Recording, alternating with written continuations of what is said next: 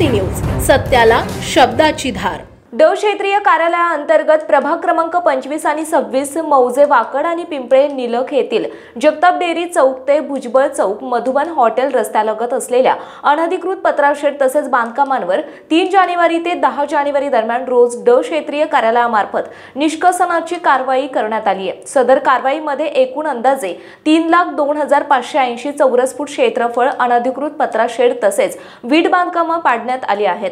सदर कारवाई आयुक्त शेखर सिंह यांच्या आदेशानुसार आणि अतिरिक्त आयुक्त प्रदीप जांभळे पाटील, शहर अभियंता मकरंद निकम यांच्या मार्गदर्शनाखाली ड प्रभागाचे क्षेत्रीय अधिकारी तथा सहाय्यक आयुक्त डॉक्टर अंकुश जाधव यांच्या अधिपत्याखाली करण्यात आली। बांधकाम विभागाचे कार्यकारी अभियंता आबासाहेब ढवळे, सुनील भागवणी, उपअभियंता राजेश जगताप, विजय भोजने, कार्यालयीन अधीक्षक अरुण कुमार सोनकुसरे, कनिष्ठ अभियंता वैभव विटकरे, अमोल शिंदे, अमरजित म्हस्के, अविनाश चव्हाण, दादा सूर्यवंशी, जय कानडे, महानगरपालिकेचे अतिक्रमण पथक, MSF जवान 28, मनपा पोलीस 16, पोलीस 6, मजूर 20, JCB 4, टेम्पो 1, मनपा कर्मचारी आणि मजूर यांच्या उपस्थितीत कारवाई करण्यात आली।